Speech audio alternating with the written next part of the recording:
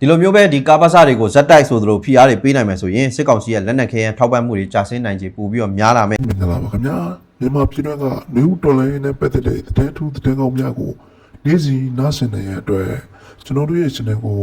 like and subscribe လေးလုပ်ပေးပြီးစောင့်မျှော်အားပေးကြဖို့အတွက်တောင်းဆိုပါတယ်ခင်ဗျာ သူ့သားသမီးမဟုတ်တဲ့သူအကုန်လုံးဆွဲသွင်းနေတာပေါ့နော်စစ်ဗိုလ်ချုပ်တွေသူတို့ရဲ့သားသမီးတကောင်းအောင်ပါဘူးအဲ့ပါစားတွေထဲမှာဒါပေမဲ့ပြည်သူလူထုရဲ့သားသမီးတွေဒါရင်းနှီးသေးချာတွေကိုကြတော့အခုလိုမျိုးပ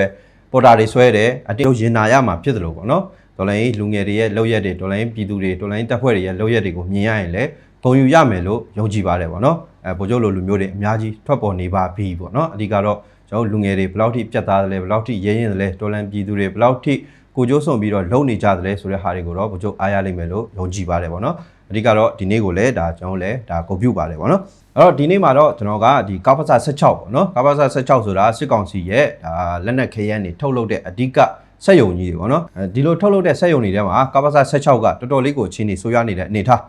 ပြောမယ်ဆိုရင်ထုတ်လုပ်ရေးစက်ယုံကနေပြီးတော့ခန်းစစ်စကန်ပုံစံမျိုးပြောင်းလဲနေရပြီဖြစ်တဲ့ကာဖဆာ16အကြောင်းကိုကျွန်တော်ပြောကြပါမယ်ပြီးတော့ iPad ချမ်းမှာရှိတဲ့စီရေးနဲ့ပတ်သက်တဲ့ဟာမျိုးတွေလည်းဒါကျွန်တော်ပြောကြမယ်ပေါ့နော်အဲ့တော့ရခိုင်နဲ့ပဲခူးအဆက်မှာရှိတဲ့ဒါညောင်ကျိုးနဲ့ .63 လုံးစကန်ဒီနေရာတွေကတော့တကယ်ကိုဒေဒေကျဲနေရာတွေဖြစ်နေတော့မယ်။ဘာကြောင့်လဲဆိုတော့စစ်ကောင်စီဟာအခုချိန်ထိအဲ့ဒီနေရာတွေကိုပြန်ရဖို့အတွက်ဒါစစ်ကြောင်းတွေအလုံးအင်းနဲ့အင်အားအများကြီးတုံးပြီးတော့ထိုးနေတာတွေရှိတယ်ပေါ့နော်။အဲ့တော့ဒီလိုမျိုးထိုးစစ်ဆင်နေတဲ့သတင်းတွေကိုတွေ့ရတဲ့ခါတိုင်းမှာပေါ့နော်။ဘာတွေပြန်ပြီးတော့သိရလဲဆိုစစ်ကောင်စီကအဲ့နေရာတွေကိုနေ့စဉ်ရက်ဆက်စစ်ကြောင်းတွေထိုးတယ်။အင်အားတွေအများကြီးတုံးတယ်။ဒါပေမဲ့လည်းသူတို့လိုချင်တဲ့စစ်ရေးကြီးမှန်းချက်ဘယ်တော့မှမပြည့်ဝဘူးဖြစ်နေ။တလက်မတောင်မှပြန်မရတဲ့အနေအထားမျိုးတွေဖြစ်နေတာပေါ့နော်အဲ့တော့တက်လာသမျှသတင်းတွေအကုန်လုံးကအဲ့ပုံစံမျိုးတွေပဲဖြစ်နေတာကိုတွေ့ရပါတယ်အဲ့တော့ရှေ့ရက်ထဲမှာလည်းစစ်ကောင်စီကဒီ .63 လုံးစကန်ကိုအင်အားရာနဲ့ရှိအသုံးပြုပြီးတော့ထိုးစစ်ဆင်ခဲ့တယ်ဒါပေမဲ့အယောက်30အသက်မရှူအနေထားပါပေါ့နော်ပြီးရင်စစ်ကြောင်းတွေပါပြက်ပြီးတော့ပြန်လည်သွားတဲ့အနေထားရှိခဲ့တယ်ပေါ့နော်တိုးလို့လည်းမပေါက်ခဲ့ဘူးပေါ့နော်အဲ့တော့အခုရက်ထဲမှာလည်းထပ်ပြီးတော့တိုးတယ်အကြဆုံးတွေလည်းများနေစေပဲဖြစ်တယ် viewer တောင်မှ viewer နှစ်ခုခွဲပြီးတော့တိုးတာပေါ့နော်အင်အားထောင်နဲ့ချီပြီးတော့သုံးနေဆိုပြီးတော့သိရပါတယ်ဒါသတင်းတွေလည်းတက်နေကြ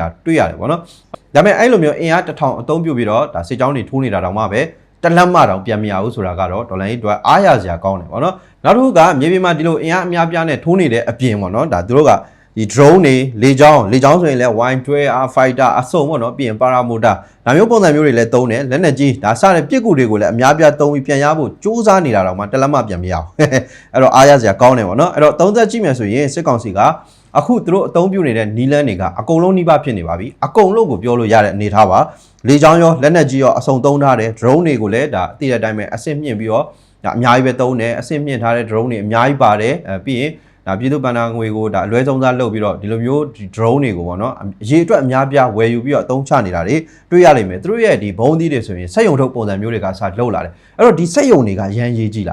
ာထုတ်လို့ရေးစက်ရုံတွေကိုအဓိကဖိအားပေးနိုင်ဖို့လိုအပ်လာတဲ့အချက်ပေါ့နော်အဲ့တော့ပရာမူတာတွေလည်းသုံးတယ်အရင်ကဒီပရာမူတာဆိုတာကစကိုင်းမကွေးမန္တလေးစတဲ့ဒါစစ်မျက်နှာပြင်တွေပါပဲသုံးတဲ့အနေထားအခုတော့အခါတက်တော် A ရှိတဲ့ဘက်ချမ်းတွေပါဒီပရာမူတာကိုသုံးဆွဲနေရတဲ့ပုံစံမျိုးဖြစ်လာပြီပေါ့နော်အဲ့တော့သူတို့တွေကဒီလိုအပ်တာတဲ့ပို့ပြီးတော့သုံးခဲ့တာအင်အားဆိုလည်းလိုအပ်တာတဲ့ပို့ပြီးသုံးခဲ့တယ်လေကြောင်းလက်နက်ကြီးဒီပြစ်ကူတွေပေါ့နော်ဒီဥစ္စာတွေဆိုလည်းလိုအပ်လာတဲ့ပို့ပြီးတော့သုံးခဲ့တာအဲ့တော့ဒီလိုနီးလန့်အကုန်သုံးတာတောင်မှခုနလိုမျိုးဒါတလက်မမရသေးဘူးပေါ့နော်ဒါပေမဲ့ကျွန်တော်တွေးမိတာတစ်ခုရှိတယ်အဲ့ဒါဘာလဲဆိုတော့ဒီအင်အားနဲ့လက်နက်ခဲယမ်းအသုံးပြုနိုင်မှုပေါ့နော်အဲ့တော့ဒီလိုမျိုးအင်အားလက်နက်ခဲယမ်းအသုံးပြုနိုင်မှုရှင်ကြည့်မယ်ဆိုရင်ဒေါ်လာတပ်ဖွဲ့တွေဘက်ကကျတော့အကန့်အသတ်ရှိပါတယ်အင်အားဆိုရင်လည်းအကန့်အသတ်ရှိတယ်လက်နက်ခဲယမ်းလည်းအကန့်အသတ်ရှိတာပဲဘာကြောင့်လဲဆိုတော့ဝယ်ပြီးတော့အသုံးပြုရတယ်ပြည်သူကူညီထောက်ပံ့တဲ့ငွေကြေးကိုလည်းသုံးဆွဲရတာရှိတယ်ပြည်သူကလည်းအရန်ကိုအဆင်ပြေနေလုံးလုံးပံ့ပိုးပေးတာမျိုးမဟုတ်တဲ့အတွက်ပေါ့နော်အကန့်အသတ်တွေများပါတယ်ပြီးတော့ဒေါ်လာရေးတပ်ဖွဲ့တွေပေါ့နော်အင်အားကလည်းအကန့်အသတ်တွေများတယ်ဘာကြောင့်လဲဆိုတော့ကျွန်တော်တို့ကမိသားစုတစ်ဖွဲ့ညီကိုတစ်ဖွဲ့ပေါ့နော်မောင်နှမတွေတစ်ဖွဲ့ဒီလိုမျိုးပုံစံမျိုးနဲ့ရင်းနှီးမှုတွေမြတ်တာတရားတွေနဲ့စုဖွဲ့ပြီးတော့တွားနေကြတာဖြစ်တဲ့အတွက်တယောက်တလေကိုမှအထီးကိုက်မဖြစ်စေချင်ဘူးပေါ့နော်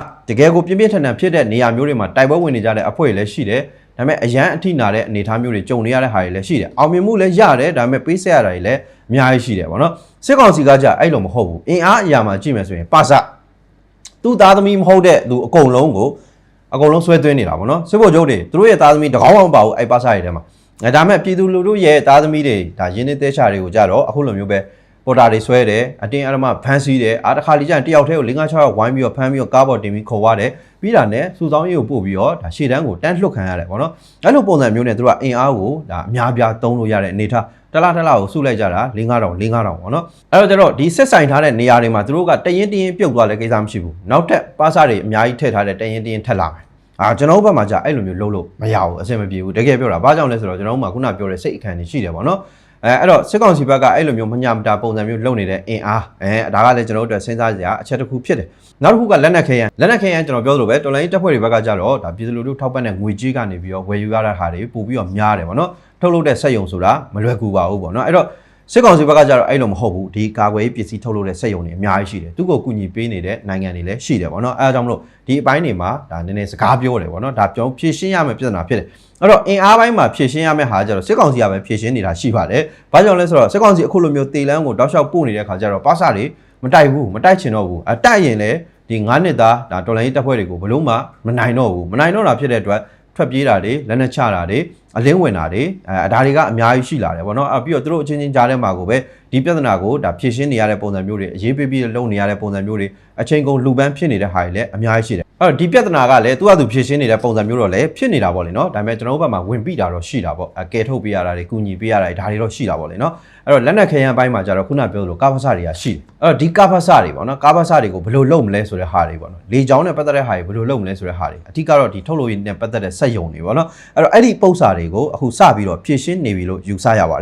ယ်ပြောရရင်တော့တိုက်ပြီးတော့ဖြည့်ရှင်းတာတိုက်ရင်းနဲ့ဖြည့်ရှင်းဖြစ်တာပေါ့နော်အဲ့တော့အာရခ time ကနေပြီးတော့ဒါသတင်းတစ်ခုတွေ့တယ်ပေါ့နော်ဒါပဲခူးတိုင်းဗရောင်းမြို့နယ်တဲ့ကကာဖဆ16ကိုနေပြီးတော့စစ်ရုံးကနေထုတ်လုပ်မှုတွေရက်ဆိုင်ခိုင်းပြီးတော့အသေးခံခုခံတိုက်ခိုက်ဖို့စစ်စကန်အနေနဲ့ခန်းစစ်စကန်အနေနဲ့ပြင်ဆင်ခိုင်းထားတယ်ဆိုတဲ့ဟာမျိုးကျွန်တော်တွေ့လိုက်တယ်နောက်တစ်ခု BBC မှာလည်းဒါနဲ့ပတ်သက်လို့တက်လာနေပြီပေါ့နော်အဲ့တော့ကာဖဆ16တခုလုံးကိုတဲ့ထုတ်လုပ်မှုရက်ဆိုင်ခိုင်းလိုက်ပြီတဲ့အေကကာဖဆ16နားကကာကင်းစကန်9ခုရပြီးတဲ့နောက်ပိုင်းမှာစစ်ကောင်စီကခန်းစစ်စကန်ပုံစံမျိုးခုခံခိုင်းထားတယ်ပေါ့နော်ဒါစစ်သားမိသားစုတွေကိုလည်းပေးမသွားတော့ဘဲနဲ့ဒါအပြင်ကိုပေးမထွက်တော့ဘဲနဲ့အလှည့်ကျပုံစံမျိုးကင်းနေပါစောင့်ခိုင်းနေတယ်ဆိုတဲ့ပုံစံမျိုးဒါသတင်းတွေတက်လာပြီပေါ့နော်အဲ့တော့ကာဖဆ16ကကာကွယ်ပစ္စည်းထုတ်လုပ်ရေးအရာရှိချုပ်ရုံးလက်အောက်ခံနေတဲ့ကထုတ်လုပ်ရေးစက်ရုံတွေကတခုဖြစ်တယ်ပေါ့နော်ပြောမယ်ဆိုရင်စစ်ကောင်စီအတွက်အရေးကြီးတယ်အရန်အရေးပါတယ်ဒီနေရာကနေထုတ်လုပ်တဲ့လက်နက်ခဲယမ်းတွေအများကြီးရှိတယ်လက်နက်ငယ်ဒါလက်နက်ကြီးဒါတွေလည်းအများကြီးရှိတယ်ဘုံသီးတွေခဲယမ်းတွေပေါ့နော်အဲ့ဒါတွေလည်းအများကြီးရှိတယ်အဲ့တော့ဒီလိုမျိုးရက်ဆိုင်လိုက်ပြီဆိုတာအတီးပြုတ်ဖို့တော့ကျွန်တော်တို့အနေနဲ့ခက်ခဲတ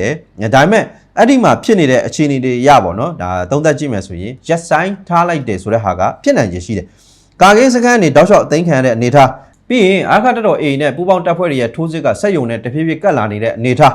ားပြီးတော့ဒါဒီလိုဥတီလာတဲ့အဖွဲ့တွေကတခြားအဖွဲ့တွေလည်းမဟုတ်ဘူးအာခတ်တော် A နဲ့ဒါပူပေါင်းအဖွဲ့တွေဖြစ်တဲ့အတွက်ပေါ့နော်ဒီလိုမျိုးရက်ဆိုင်လိုက်ပြီးတော့ထုတ်လုပ်မှုတွေရက်ဆိုင်လိုက်ပြီးတော့ခံစစ်တွေပြင်ခိုင်းနေဆိုတဲ့ဟာလည်းသိကြပါတယ်အဲ့လိုအခြေအနေကြီးမှာဘယ်စစ်သားမှလည်းခေါင်းအေးဖေးနဲ့ဒီထုတ်လုပ်မှုကိုလုံရဲမှာမဟုတ်ဘူးပေါ့နော်ဝင်းချင်းနဲ့နီးလာနေပြီငါတို့နေရာကြီးကိုရောက်တော့မယ်ဆိုတဲ့အတွေးနဲ့ဒီလုပ်တွေကိုလည်းဒါတို့စစ်အေးလက်ရေးလုံနိုင်စရာအကြောင်းမရှိဘူးပေါ့နော်ဒါကြောင့်မလို့ဒီလိုရက်ဆိုင်ခိုင်းနေဆိုတဲ့ဟာလည်းဖြစ်နိုင်တယ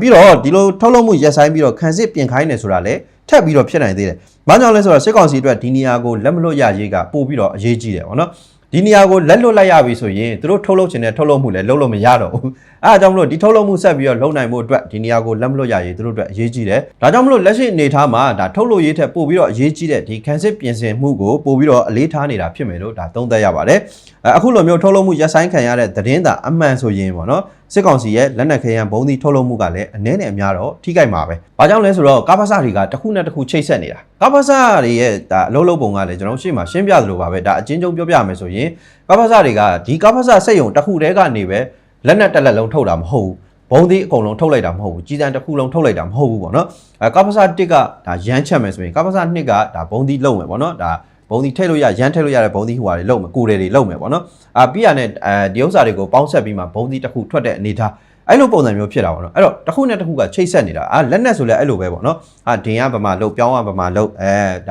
့ဒါမောင်းဗမာလို့အပြစ်ခလုတ်ကဗမာလို့ဒီလိုပုံစံမျိုးပေါ့ဗျာဒါဥမာအနေနဲ့ပြောပြပါနော်အဲ့ကြောင့်တစ်ခုနဲ့တစ်ခုကဆက်နေတာအဲ့တော့တစ်ခုရက်ဆိုင်သွားပြီဆိုရင်ကျန်တဲ့နေရာတွေမှာလည်းတေချာပေါက်အထိကိုက်တော့ရှိတာပဲပေါ့နော်ဒီလိုပုံစံမျိုးမဖြစ်အောင်တော့စစ်ကောင်စီကပြင်ဆင်ထားတာတော့ရှိတယ်အဲ့ဒါကဘာလဲဆိုတော့ထားပါတော့ရန်ထုတ်တဲ့နေရာဆိုရင်ဒီတနေရာလည်းမဟုတ်ဘူးဒါတခြားစက်ရုံတွေမှာလည်းထုတ်လို့ရအောင်လုပ်ထားတယ်ဒါကြီးတန်းထုတ်တဲ့နေရာဆိုလဲဒီတနေရာလည်းမဟုတ်ဘဲနဲ့တခြားနေရာတွေမှာလည်းထုတ်လို့ရအောင်လုပ်ထားတာမျိုးတွေတော့ရှိတယ်ဒါပေမဲ့စက်ရုံတစ်ခုရဲ့ထုတ်လုပ်မှုရက်သွားပြီဆိုတာနဲ့ပတ်ပိုးနိုင်တဲ့အားကလည်းတေချာပေါက်အနည်းနဲ့အများတော့ကျသွားမှာပဲပေါ့နော်အဲ့တော့ဒီလိုမျိုးစက်ရုံတွေကအပိုင်းပိုင်းခွဲပြီးတော့သူ့အပိုင်းလိုက်ထုတ်လုပ်တာဖြစ်တဲ့အတွက်ဒီစက်ရုံတစ်ခုကသူတို့အတွက်ဘယ်လောက်ရေးပါသလဲဆိုတာသူတို့ကိုယ်တိုင်အသိဆုံးပေါ့နော်ဒါပေမဲ့နောက်ထပ်ဖြစ်နိုင်ခြေတစ်ခုလည်းရှိတယ်အဲ့ဒါဘာလဲဆိုတော့ကာမဆာတွေနားကိုအခုလိုမျိုးတော်လိုင်းတပ်ဖွဲ့တွေကဒီထိုးစစ်တွေကပေါ့နော်အာယုံစိုက်ပြီးတော့ထိုးစစ်ဆင်လာတဲ့ခါကျတော့တချို့ပစ္စည်းတွေတချို့ထုတ်လို့ရေးကိရိယာတွေကိုသူကတခြားနေရာတွေကိုရွှေ့ထားတယ်ဆိုတဲ့ပုံစံမျိုး အစောပိုင်းကာလမှာသတင်းတွေထွက်ခဲ့ဘူးတယ်ပေါ့နော်အဲ့ဟာသတိထားမိမယ်ထင်ပါတယ်တိတ်တော့လည်းမကြသေးဘူးပေါ့နော်လာပိုင်းလောက်ပဲရှိသေးတယ်ဒီလိုမျိုးကပ္ပစတွေဘက်ကိုဒါတော်လိုင်းတပ်ဖွဲ့တွေကထိုးစစ်တွေကတဖြည်းဖြည်းဥတီလာတာကိုသူတို့ရိပ်မိတဲ့ခါကျတော့အဲ့လိုမျိုးတိတ်တဆိတ်ရွှေ့ပြောင်းတဲ့ဟာတွေလည်းရှိခဲ့ဘူးတယ်ပေါ့နော်ဒါကြောင့်မလို့ဒါထုတ်လို့ရေးကိုအထိကိမခံမဲနဲ့ဆက်ပြီးလုံနိုင်ဖို့အတွက်သူတို့ရည်ရွယ်ပုံလည်းရတယ်ပေါ့နော်ဥပမာအနေနဲ့ကြည့်မယ်ဆိုရင်ဒါအရှိမြောက်တိုင်းစစ်ဌာနချုပ်ဒါရမခါကြီးကြာသွားတယ်ပြီးရင်နဘခါကြီးကြာသွားတယ်နောက်ပိုင်းတိုင်းစစ်ဌာနချုပ်ကြီးကြာသွားတယ်အဲ့လိုကြာသွားပြီဆိုတဲ့အချိန်မှာဒါရမခါဆိုရင်တန့်ရမ်းမှာပေါ့နော်သူတို့ကပြန်ပြီးတော့တက်ထိုင်နေဆိုတဲ့ပုံစံမျိုးသူတို့ရဲ့တိုင်းကိုအဲ့ကိုပြန်ပြီးတော့ရွှေ့ပြီးတော့တိဆောက်ထားတယ်ဆိုတဲ့ပုံစံမျိုးသူတို့လုပ်ခဲ့တယ်ငါတို့ရဲ့နဘခကြီးမကြသေးဘူးငါတို့ရဲ့နဘခရှိသေးတယ်ငါတို့ရဲ့ရမခမကြသေးဘူးငါတို့ရမခရှိသေးတယ်ဆိုတဲ့ပုံစံမျိုးလုပ်ခဲ့တာတွေ့ရလိမ့်မယ်ပေါ့နော်ပြီးရင်အဲ့တိုင်းတွေအတွက်ကိုတိုင်းမှုတွေပါအစ်စ်ပြန်ပြီးတော့ခန့်အပ်ပေးတာတွေရှိတယ်ပေါ့နော်ရမခဆိုရင်တော်တော်လေးအခြေအနေဆိုးသွားတယ်ပေါ့နော်ဒါပေမဲ့လည်းရမခတိုင်းမှုဆိုပြီးတော့ထပ်ပြီးတော့ခန့်ပေးတယ်အဲ့ဒီတိုင်းမှုကအမဲဆေးရုံတွေဖျားတွေကိုလိုက်ပြီးတော့စစ်ဆေးတဲ့ဗီဒီယိုတွေတောင်မှတက်လာသေးတယ်ပေါ့သူတို့အဆက်မရှိတဲ့ဟာပေါ့ဗျာတကယ်သူတို့ရဲ့နေမြေတွေမှာတကယ်လုံးဝနှစ်ပေါင်းများစွာအထိုင်ချခဲ့ပါတယ်ဆိုတော့တိုင်းစစ်ဌာနချုပ်ကြီးတွေလုံးဝလက်ဝဲမှာမရှိတော့ဘူးဆိုတာတော့တပိုင်းပေါ့နော်ဒါပေမဲ့လည်းသူတို့ဟာဘယ်တော့မှအဆက်မရှိဘူးခုနလိုမျိုးပဲပေါ့နော်ဒီတနေရာလုံးလုံးပြောင်းဆိုနောက်တနေရာမှာထပ်လုပ်မယ်ဆိုတဲ့ပုံစံမျိုးတော့ဖြစ်တယ်အဲ့တော့အခုကပ္ပစ16ကိစ္စဆိုရင်လည်းဒီလိုမျိုးလုံနိုင်ရရှိတယ်သူတို့ဟန်မပြတ်ဘူးသူတို့ဆက်ပြီးတော့ထုတ်လုပ်နိုင်ဖို့အတွက်ပေါ့နော်ပြင်ဆင်မှုတွေတော့တေချာပေါက်လှုပ်ထားလိမ့်မယ်လို့လည်းယူဆတယ်ဘာပဲဖြစ်ဖြစ်တေချာပေါက်ကတော့ဒါသူတို့တွေလုံးဝဒါမတိမငြိမ်ဖြစ်တယ်ပေါ့နော်ဟိုပြေးဒီလွားပုံစံမျိုးတော့ဖြစ်တယ်အဲ့တော့ဒီလိုမျိုးဒါစစ်ရေးဖိအားကိုပေါ့နော်အဓိကကြတဲ့နေရာတွေကိုများဖိအားပေးနိုင်မယ်ဆိုရင်ဒါစစ်ကောင်စီအတွက်ပေါ့နော်ဒီကပ္ပစစက်ရုံတွေကိုဖိအားပေးခံရတဲ့အခါနောက်ဆုံးထုတ်လို့ရေးတွေရက်ဆိုင်ပြီးတော့ဝယ်သုံးရတဲ့နေထိုင်တွေဖြစ်လာလိမ့်မယ်ပေါ့နော်အဲ့လိုမျိုးဆိုရင်အရင်လိုအဆင်ပြေမှာတော့မဟုတ်တော့ဘူးဘာကြောင့်လဲဆိုတော့နိုင်ငံတကာကလည်းသူနဲ့ပတ်သက်လို့ပေါ့နော်ပိတ်ဆို့တာတွေတားဆီးတာတွေဒဏ်ခတ်တာတွေအရေးယူတာတွေတောက်လျှောက်ကိုပဲစောင့်ကြည့်ပြီးတော့လုပ်နေတာဖြစ်တဲ့အတွက်ပေါ့နော်အခုလက်ဆက်ပြီးတော့လုပ်ဖို့အတွက်ဆုံးဖြတ်ထားကြတာဖြစ်တဲ့အတွက်သူ့တော်တော်လေးခက်ခဲလိမ့်မယ်ပေါ့နော်ပြီးတော့ကျွန်တော်ရှေ့မှာပြောခဲ့သလိုပါပဲသူဒီလောက်ထိဖွဲ့စည်းပုံတွေပြတ်နေတယ်ပွဲတွေပြတ်နေတယ်ဒုက္ခတွေများနေတယ်ဆိုရင်သူ့ကိုကူညီပေးမယ်ဆိုတဲ့နိုင်ငံတွေကအစငါတို့ဒီကောင်းကိုကူညီပေးနေတယ်ဆိုတာဘာမှထူးလာမှာမဟုတ်တော့ပါဘူးကွာဆိုတဲ့အမြင်တွေလည်းထွက်ပေါ်လာလိမ့်မယ်ပေါ့နော်ဒါကြောင့်မလို့ဒီလိုမျိုးကာဗာဆာတွေကိုအခုလိုတစ်ခုတည်းမဟုတ်ပဲနဲ့နေရာပေါင်းစုံကရှိတဲ့ကာဗာဆာတွေကိုပို့ပြီးဖိအားပေးနိုင်ဖို့အတွက်အရန်အရေးကြီးတယ်လို့ပြောချင်ပါတယ်အဲ့တော့ထုတ်လုပ်မှုတွေခက်ခဲလာတဲ့ခါကျတော့စစ်ကောင်စီကတော်တော်လေးခက်ခဲတဲ့အနေအထားတွေရင်ဆိုင်နေရတယ်အခုရက်ထဲမှာဆိုရင်ကျွန်တော် PDF ညီကိုတယောက်နဲ့ပေါ့နော်ဒါပြောရတဲ့အချိန်မှာပါလဲဆိုတော့ရှေ့ပိုင်းမှာလည်းအဲ့လိုဖြစ်စီနေတော့ရှိပါတယ်အဲ့ဒါသူတို့ကဒီစစ်ကောင်စီဘက်ကစစ်ကြောင်းကိုတိုက်တဲ့အချိန်မှာတိမ့်လို့ရတဲ့လက်နက်ခဲရင်အဲ့ထက်ကကြီးစံတွေရဲ့ထုတ်လုပ်တဲ့ date